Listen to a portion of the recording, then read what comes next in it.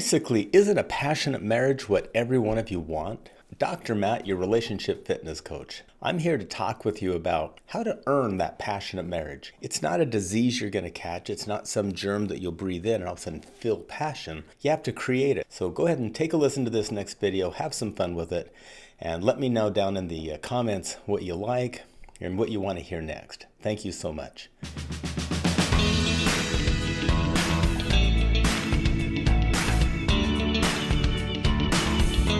Good morning. Well, and they tell me I'm not supposed to say good morning because what if someone's listening to this in the afternoon? Yeah, that would be okay as well. I'm going to go ahead and get my document ready here. What we're talking about this morning is how to have a passionate relationship. I mean, most all of us want a passionate relationship. Am I right? And I've got these cameras everywhere. I'm trying to figure out a good way to have them. But the idea behind a real passionate marriage requires some things. And some of what it requires is what we're going to talk about today on this show. And I want to be able to help couples get into this idea that becoming one doesn't mean mushing us together into something that's kind of icky or losing ourselves in the relationship, or someone has to be the wind beneath your wings. You've heard all of those sayings, all those fancy sayings that we have there, and a lot of times those sayings are romantic sounding and they feel warm and fuzzy, but then when you really get in the middle of a relationship and you realize that you've lost half of yourself through accommodating the other, or you've lost half of your personality because you have given in so much of your personality to accommodate the other's happiness, it all of a sudden doesn't feel super good. At the very beginning of romantic relationships, if you recall how that feels, that juice and that passion and that desire to be with each other, it's almost like you can hardly come up for air because it's so super inviting just to stay enveloped in each other. And the idea that we want to talk about today is that that brand new, the newness of a relationship is going to last for a while, but it won't last forever. And that can get discouraging to people. But I want you to think just super real, super authentic with me for a moment. I want you to think through the lens of you meet someone, you get to know them, you become really good friends, and then you fall into this romantic, passionate love with them. And you feel like, man, I hope this stays forever. I hope this never goes away. This feels so good, and want to spend every waking moment. And you remember back in the day of those day dates where you just couldn't wait to spend the whole day with that person and not have any interruptions from friends or family, extended family, and you just want that person all day, and you want that person all day, every day. And you get off work and you rush to meet with each other. And I remember the very first of the courtship with Chris and I would get up at 2 a.m. and go up to, back then it was up on St. George Boulevard called JB's, and she was one of she would host us at night and then help clean up and such. And so around 1:30 she'd be getting off, and we'd hang out with each other for a couple of hours, and then I'd take a nap and then get up at 6 a.m. and go do construction with Mark Atkins construction. And it was all like, that was definitely worth it. Like, 3 hours of sleep, no problem. And sometimes I'd take a nap in the early evening and just do crazy things to spend every possible moment with each other. And it's not like you fall out of love, but what happens when that kind of diminishes a little bit? And right in that period of it diminishing, you've got a choice. And what I want to talk with you about today is what to do during that moment, because there's a couple of trajectories you could go on. You can decide to trade that partner in. Okay, the passion's kind of gone. It's been 6 months. It's been a year, whatever it is, and so I'm ready to go look for that again. And so you break up and you go find that again. You have that juice, that excitement with somebody else for a while. Now, if you do that, the risk is that you'll spend the next, the 50 years with 35 partners and then be old and lonely, because next thing you know, you don't have anyone. And so the idea is what about that other trajectory of you reevaluate the relationship, determine who you are in it, and then become best friends, and then become lovers, and then fall into this pattern of deep, undifferentiated love.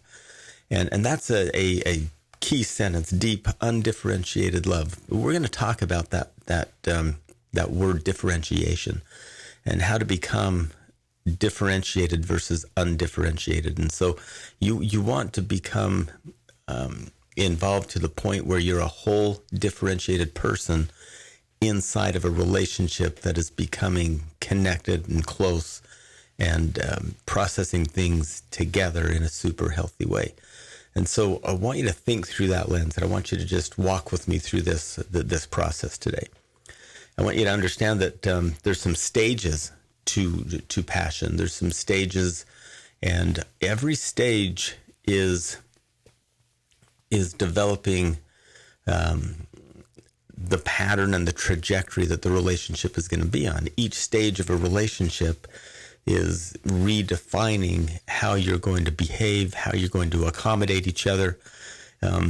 What kind of things are you going to enjoy together? Are you going to lose yourself into the relationship? Are you going to find yourself at a deeper level, in a deeper way?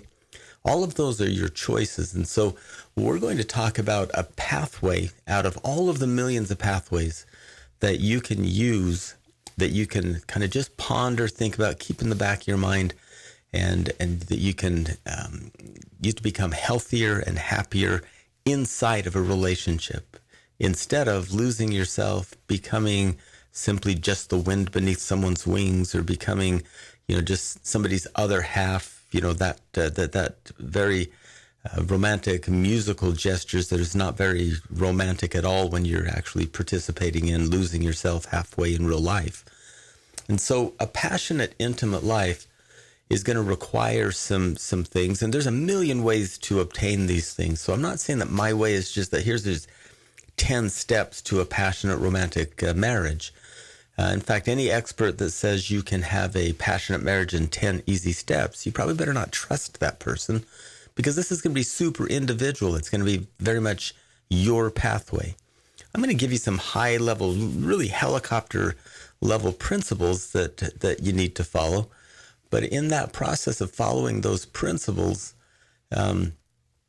what I hope to do is set you on a path that you can carve out your very own gateway, carve out your very own pathway to this love and romance and intimacy that you want. So if you look through this lens of one of the things that an intimate life will require is you facing this anxiety of defining who you are while getting closer to another person. So I want you to think about that for just a moment. Define who you are while getting closer to another person. Now, we all talk a ton about getting to know the other person, communicating, listening, having those skills to really ask the right questions and to really get inside the other's head, that you can find out how they think, what they think about it. You can really, the juice of a healthy relationship is getting to know each other, And, I say to my wife, get to know me, really get to know me, that you'll like me if you get to know me. And I hope that if she gets to know me, she doesn't decide not to like me. But the idea is there's another half of that. There's another part of this whole process. So as you get to know another person, there's a certain amount of anxiety about being you. And have you ever held back because you worried that the other person wouldn't approve of you, wouldn't approve of what you had to say?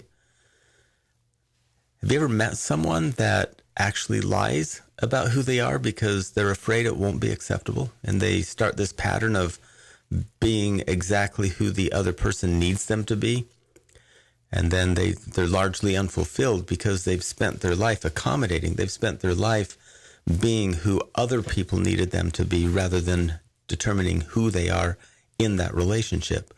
So what if we go a whole different direction? What if we go the direction of I'm going to explore who I am in this relationship, and I'm going to get to know who you are in this relationship, and we'll be two really clearly whole individuals inside of a relationship. And so that requires some anxiety. That requires you to suffer some anxiety of allowing yourself to show up and allowing yourself to be vulnerable enough for this person that you're getting to know to really get to know you, and then be free to choose whether they want to be your friend or whether they want to be more than your friend. And that's scary because there's a lot of room for being rejected for who you are. But I want to ask you, like, what would be better to, during that acquaintance friendship phase, to decide that you're not super compatible, or that you don't have enough in common, and that would it be better to decide during that very first stage that you're kind of friends, people that can wave at each other in the grocery store, but let's not get married and go off to Cabo on a honeymoon together? I mean, that would be the time to find out. Now, think about couples or people out there that are physically attracted to each other, so they rush to get to know each other, rush to a passionate, intimate encounter, and then determine that after some time that, like, I just don't know who I am with you, and I'm going to have to take some time out. And that really hurts now. That hurts because all of a sudden you're super close, super intimate, and it's been 45 days or 3 hours or 2 weeks, whatever it is. And now I'm getting rejected after there's been romance and passion, and you realize it was all based on 1 or 2 data points like physical beauty or connection around stimuli. It's not based upon any kind of depth or knowledge.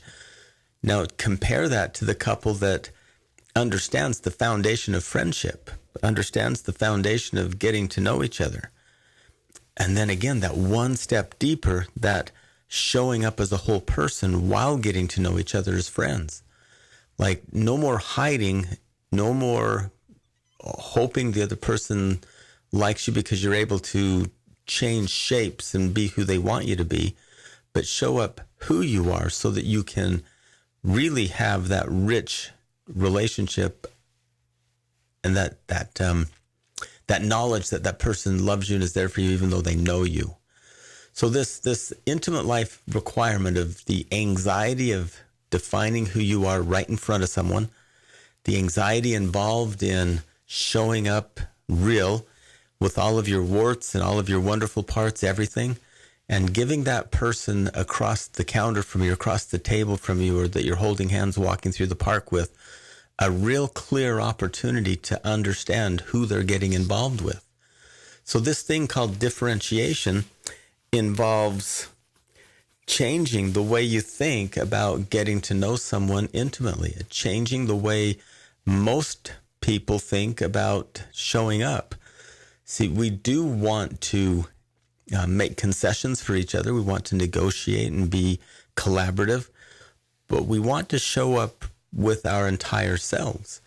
And so the idea that two people needs to become one, or the two people needs to merge together into like this one enmeshed blob is wrong. Like, we want to move away from that we are having someone complete us, or that we are somehow so necessary for another person that they'll die without us. As romantic as those gestures are, it's much better, much richer, much deeper the love can be if you're two very whole, distinct people with very different hobbies and very different needs and desires, and then you come together and describe yourselves to each other and then get to know each other at a very deep level. So I might lean on my spouse's strengths where I have weaknesses, but I'm very open with my weaknesses. I don't pretend they're not there. My wife might lean on my strengths where she has some weaknesses, but it's not that she's going to die without me. It's not that she's going to decide that she'll just stay in bed all day if I'm not there for her at any given moment. And the idea is that we can lean on each other, we can lean into each other, but we still show up. We show up with our strengths to assist them. And that brings us to this idea of again, this strange word that was coined by Murray Bowen a decade ago, like 6 decades ago. The idea behind differentiation of a self is, even as I'm leaning in, explaining my weaknesses and being grateful for her strengths, it leaves me able to really highlight her strengths without feeling diminished. Have you ever met someone that can't compliment because they actually feel like giving a compliment diminishes their sense of self or their sense of accomplishment? See, we don't want that within a romantic, passionate relationship. What we want is the ability to compliment deeply and to believe those compliments and to be able to highlight your partner's strengths, because you're also highlighting that you're not as strong there as you would like to be. And so you're learning from the other. And it's way different than, good thing she knows how to budget because I'm terrible with money, and then walking along your way hoping she doesn't notice. It's admitting that I want to learn how to budget money with you. I want you to teach me how you have that kind of discipline, and I want to learn and I want to grow together in that area. And that the idea of ownership of a weakness and then accommodating your weakness by showing you how to be stronger there. And then instead of a lifetime of someone completing you, you'll have a lifetime of building strengths where you had weaknesses. And that's because of the person that you married or connected with for life, that you recognized their strengths and you wanted it. You wanted those strengths and you wanted to own them for yourself as well. And do you see how different that is than, I hope she doesn't notice how bad I am at this and I hope she keeps doing it because it's working. And that kind of hide my weaknesses and hope she doesn't notice how much I need her there because then she might take advantage of me. That's all the stuff of competition. That's all the stuff of, we got two teams at war with each other trying to like outdo the other one. And how many marriages are like that, by the way? How many marriages are in this competition to see who is, who's going to come out on top tonight? You know, who's going to win more rounds than the other one, and who's going to overdo or out manipulate the other one in a really unhealthy way. And you don't want that kind of a relationship. And so it really requires that anxiety that's involved in showing up and exposing all of your weaknesses, exposing all of those things that you know that you need to work on, and being vulnerable. It also means that you show up with your strengths and own them. How many times have you, why don't you just take a deep breath and think for a second, how many times have you disparaged yourself or put yourself down and said, I don't really have any strengths. I don't know why anyone would want me. How many of you out there that are listening to this have ever really had this notion that, you know, maybe you have had some rough times and you're on your third marriage and you're thinking, nobody would really want me. I'm on my third marriage. I'm not I must not be very good at this. And I've got all of this debt. I've got all of this. And so who could love me? And so you're not acknowledging your strengths. You're not acknowledging perhaps your strengths or your weaknesses. A happy whole person is totally willing to show up, weaknesses, strengths, good times, bad times, and allow a person to decide for themselves. And if you haven't decided for yourself that you can love who you are, take some time alone. Take some time and re-look at you. And take a real humble, honest look at your strengths and know that they're there, because they are there, no matter what your circumstance, no matter how rich or poor, no matter where you hail from, or no matter what you've been through. You have these God-given strengths that are your gifts from a higher power that will not diminish unless you throw them away and deny them long enough that they've lost their potency. But you can reignite them because you do have a higher power involved that wants you to have those gifts.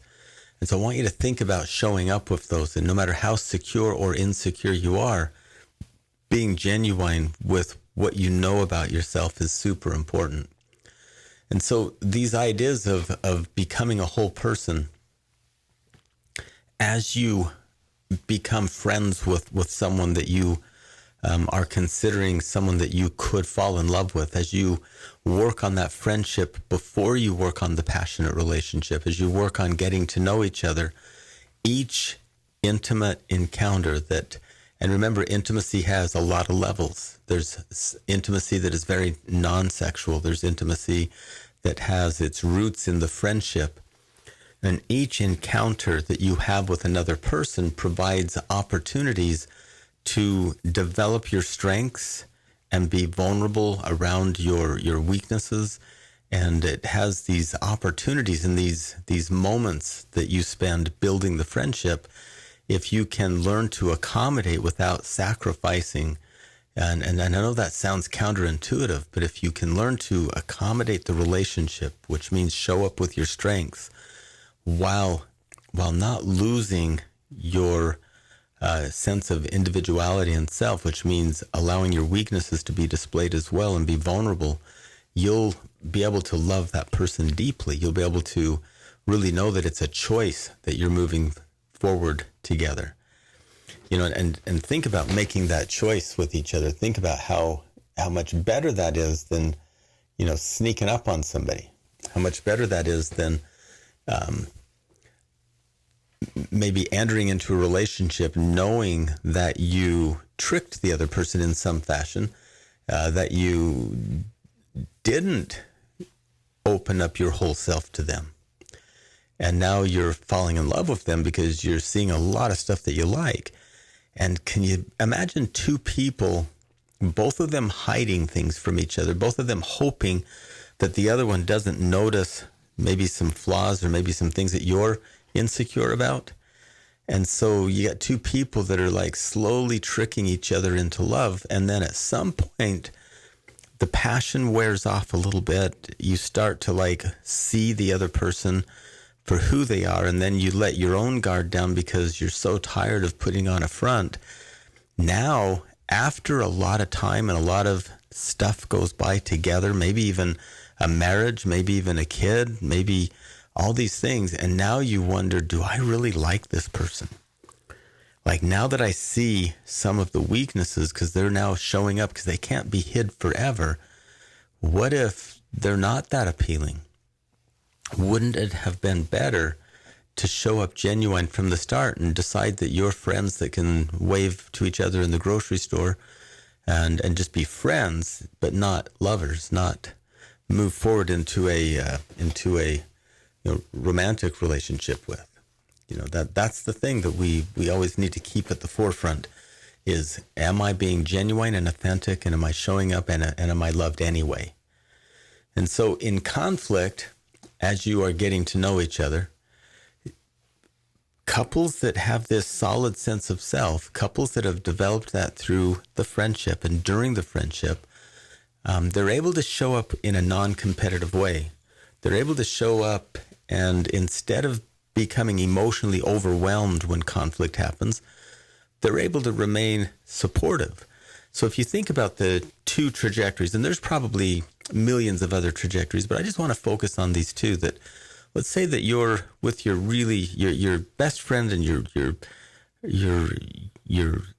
in this passionate marriage with each other, and you just love each other, and you've been through the passion kind of dying off, and then you've built this friendship. And inside of that friendship that's your marriage, you have conflict. And during conflict, you've got a couple of pathways. You can get overwhelmed and compete to win, or you can stay very emotionally connected, non-defensive, and have a discussion, or ask your partner what's going on for them.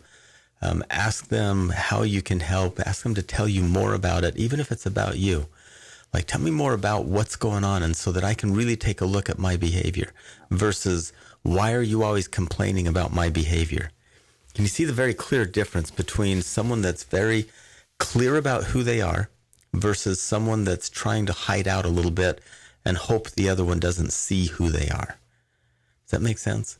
Does it make sense that I can stay underwhelmed and focused on helping you heal from even my mistakes if I'm not competing with you and hoping that you never see my mistakes. So a couple that's healthy, that's built that friendship, can give some space for the other person to be upset with them without feeling like they're going to lose themselves emotionally, and they don't get flooded so much. And when they are flooded, they can kind of soothe themselves. And I know all of you want that kind of a relationship. I know all of you want the the kind of relationship that you can self-soothe, that you can really calmly talk about what's going on. And the way to do that is to be secure with who you are and to be open with who you are, not competitive and defensive. And that's really developed during the friendship phase. So if I was to pause here for a moment and say what we've talked about thus far in this podcast is if you want a really juicy, passionate, romantic marriage, if you want that relationship that is built upon such a solid foundation that you know you're going to go all the way with each other, you must build that friendship based on being a purely authentic self. You must build that passion and that friendship. You must build it on this foundation of integrity, truth, showing up vulnerable. and so many people build the initial relationship on accommodating for the other. And it's almost like they feel like it's polite to accommodate.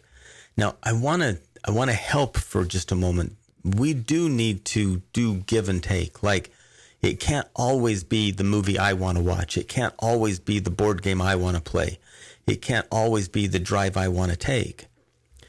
But I need to show up and at least express what I want. Do you see how that works? Like, I have to express my needs in a really healthy way. And I have to also be willing to listen to her needs in a really healthy way. And imagine, let's just say there's a process there that you can do tonight with your lover. There's a process that you can like own right now. You can sit with each other and share your top 5 needs to be happy. And this isn't your top 5 non-negotiable boundaries. This is like, one of my needs today is to like, it's Friday. I would really love, one of my needs is to have like a really wonderful date night. I would love to have a date night where it's just my wife and I, nobody else, no adult kids, no young kids, no friends, just her and I. And I'd like to cook some dinner together at home and not go out, just kind of hibernate here at the house, but make it kind of a little bit of a gourmet dinner. And then watch maybe a couple of podcasts on photography and lighting skills. Now, you can hear in that need that it's all my stuff. Like, I like photography, I like food, I like cooking. And my wife might say, and I might give 4 other needs for the day today. Now, I'm not expecting my wife to meet any of these needs. I just want her to understand me. Now, I want you to think about that. I've expressed my 5 needs to be happy, and I don't have any expectation. This is hard for me, by the way. This is one of my weaknesses where my wife has definitely a strength. If I have a need to be happy, I really kind of want it to get met, and I want her to meet it. I want her to like comply with my date night wish. But the minute I start expressing it, wanting her, almost making it mandatory for her to meet my need, I stop being my authentic self and I start being a manipulator. I start thinking about ways to, like, if I can present this in a way that she'll want to do it, then I've sold her on it. Instead of just being authentic and putting it out there and just seeing what lights her up and what doesn't. Now, if she's listening to my need, wishing that I were different, she's not doing it correctly. So the correct way to do this, and the really the healthiest, high level, let's be real and authentic in this relationship, is for me to express that need in a just a really clear, I'm great if this happens. I also understand if it doesn't. There's other ways I can be happy. I just want you to understand me right now in this moment. And then maybe I'll list 3 or 4 other needs to be happy and in this moment. And then she takes a turn and expresses her needs. And let's just pretend that enough of her needs were similar in that date night need that we decide we're going to order out for pizza so that the kitchen can stay clean tonight, just because I didn't want to take any time to clean up a mess from cooking, and pizza sounded good to her. And I'm thinking, oh, yeah, pizza sounds good to me too. And she wanted to watch some podcasts on photography because she's interested in that as well, and likes the fact that we can go out together and shoot some pictures and what have you. And then she wanted to make sure that we cuddled under a blanket on the couch, and that added a new light for me in it. And so now we've got this thing where we've accommodated each other in a way that we both really enjoy everything we're talking about doing. And that's such a key. And that never would have happened if I'd have went down the path of, how do I manipulate her to want to cook dinner with me, watch some podcasts with me, and then maybe prepare tomorrow to go out and take some photos, and and in between there make out for a while, after everybody's gone to bed. And see, if I'm just thinking completely about how to manipulate my need, I might have missed her needs. I might have missed some of the things that I was able to blend with my needs to make it even better. And she might have done the same. She might have tried to outmaneuver me. And in all actuality, we could have spent the evening in conflict trying to compete for a winner and really not had a very good evening at all. And how many times have we done that? I got to admit, there's times where I slip into that competitive, I just wanted to do it my way, and so I try to manipulate, and we get in a bit of a fight, and there's tension, and next thing you know, the evening's kind of like a little bit darker than it should have been. And then that whole idea of not being genuine and clear, but being manipulative and sneaky is crucial to understanding how to be in a healthy relationship. So in conflict, or in potential conflict, a couple that is healthy will just show up, and they'll present their needs, and they'll present the things they're disgruntled about, and they'll work together rather than becoming flooded and competitive. Instead of reacting with this overwhelm and this, why do you always fight with me, or why do you never want to do? Instead of saying you're such a jerk, you don't care about me, you'll really move into this place of, hey, I'm feeling a little bit overwhelmed right now. Can we just slow this down and talk? Imagine how much different that is than saying you're such a jerk. Why don't you care what I have to say? Can we just slow this down and talk about this? Because I want to show up here, and I want to figure out who you are, and I want to share who I am with you. And you see how very different that is. And that's what you'll do if you're not competing with each other. Okay? And so super important. And you learn to do that during the friendship phase. You learn to do that while you're working on the friendship. And if you wait to do that after you catch the other person, I got to catch her and get her married first, and then I'll show up. See, then you run this risk of realizing, oh my word, I got myself into something that I don't really like. I got myself into something because I didn't get to know them. And again, to bring you all the way back to the beginning of this, passion happens, and then the passion diminishes, and then you really see each other because you let your guard down once the passion is gone. You need to go through that new excitement without without moving in with each other, getting married and all of that. You want to go through that whole phase of, I'm really excited to get to know you, while showing up as a whole person, really understanding each other once you're used to each other, and then move towards a more powerful, more passionate, more intimate relationship. Because you do have to go through that newness to get to that genuine, this is who we are when we're excited, this is who we are when we're bored, this is who we are when we feel hurt, this is who we are when we feel satisfied. We really want to show up in all those areas as friends and see how we can negotiate that without all of the physical intimacy getting in the way. Okay?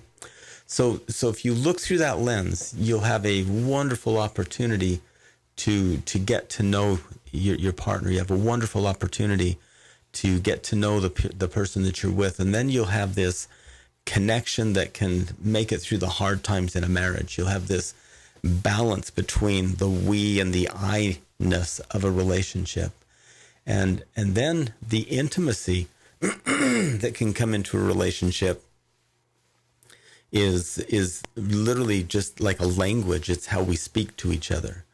And if you think about it, that intimate conversation that you have, like whether it be physical intimacy or non-physical intimacy, what is your intimate times communicating?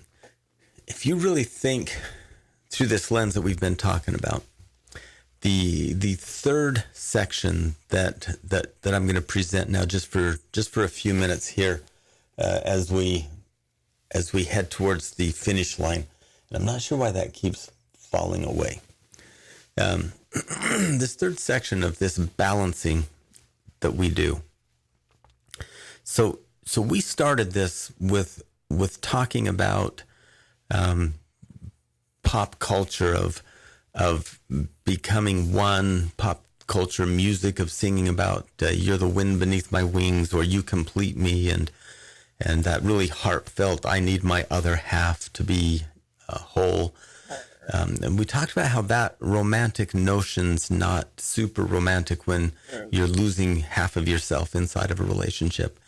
And how many times have I had couples sit on my couch talking about how sad they are that they've lost themselves in the relationship, and to try to help them unravel that, we talk about balancing the we-ness of a relationship with the I in the relationship, and how to become who I am without being selfish, how to become who I am in the relationship while accommodating who the other person is. We spoke about during the friendship phase, really understanding each other's strengths and weaknesses, and how super important that is to understand another person's strengths as you get to know them, because their strengths are things that you can learn from. Their strengths are things that you can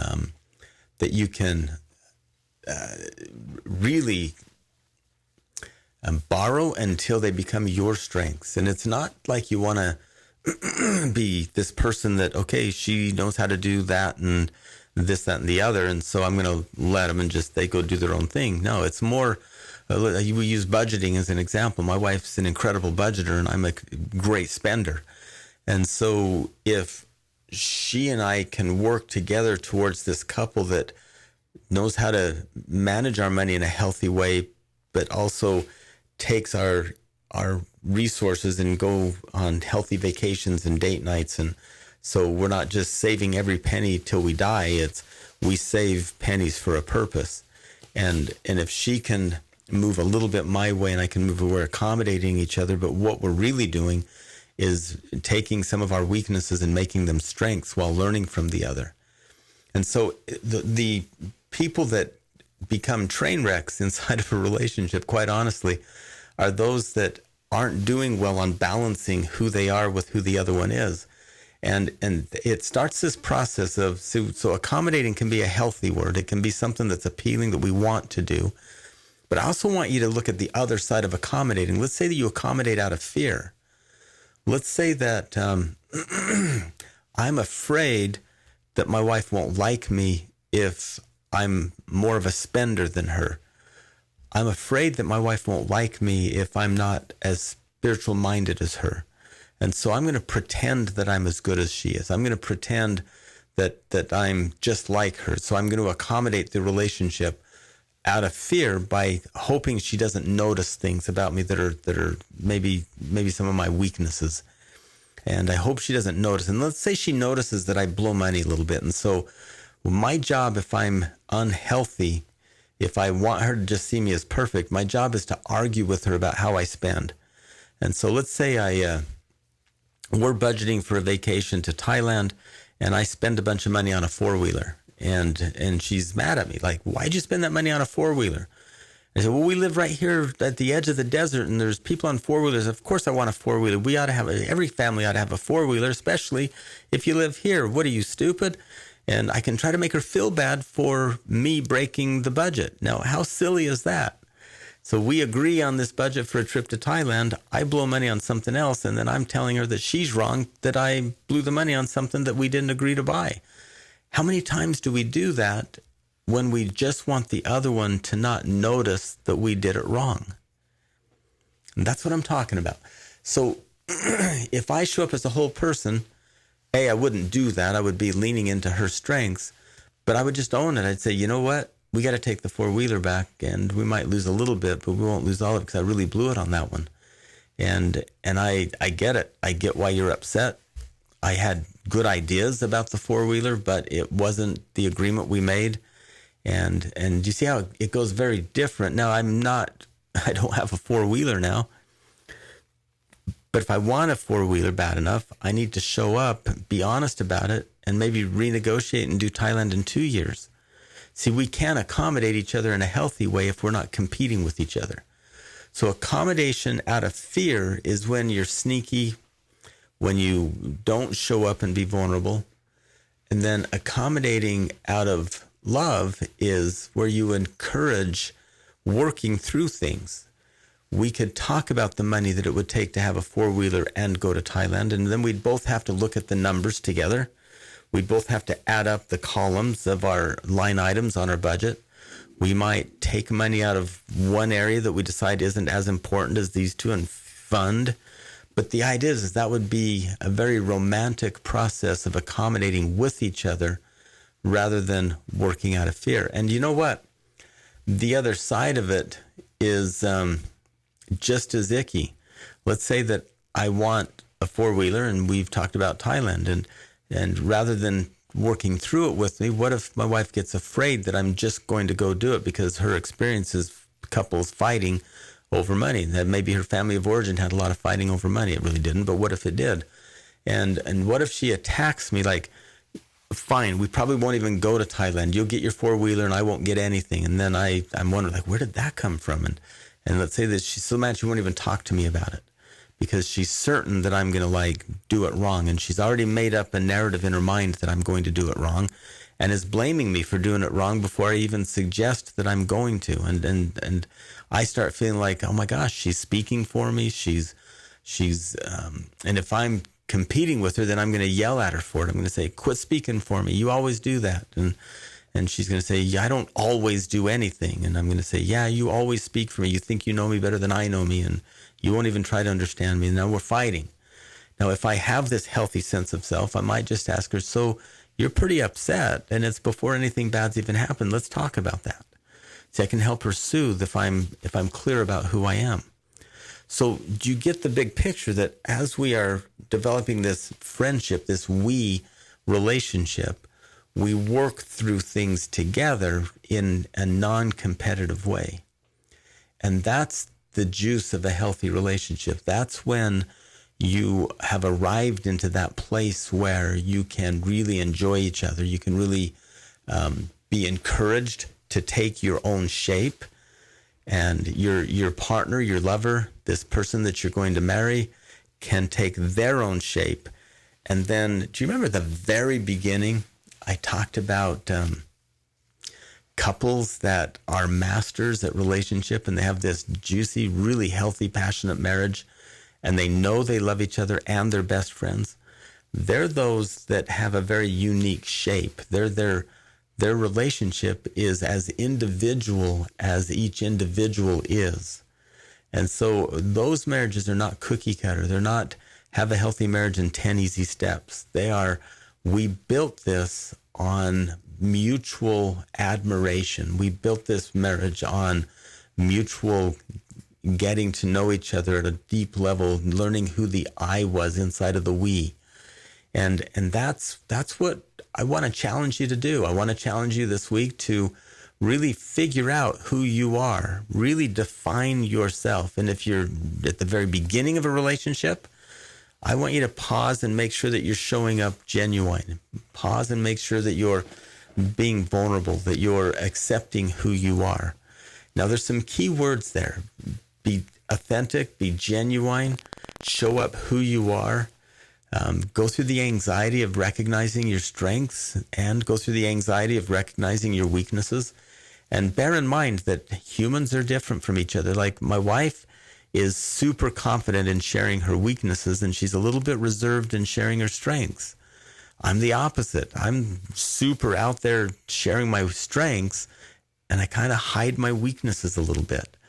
And so you really need to show up with both and then really gain insight to both. And the masters of relationships are those that know who the other is, strengths and weaknesses alike, and love them anyway.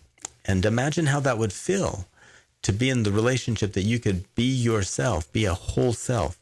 In order to do that, you have to pause, take a deep breath, and let's pretend you've been married for 25 years. Take this weekend and really think about who you are. Think about parts of you that you haven't been vulnerable with for a long time. Think about how you're going to show up genuine and how it's going to be a test to see if you can be loved, even though you've got some weaknesses. Show up with some strengths and be bold instead of hiding those strengths under a bushel and hoping that maybe that's how you not to become prideful. So couples that become masters, just pause for a moment and every now and again redefine, relook at, am I being genuine? Am I being my authentic self? Am I enjoying this relationship?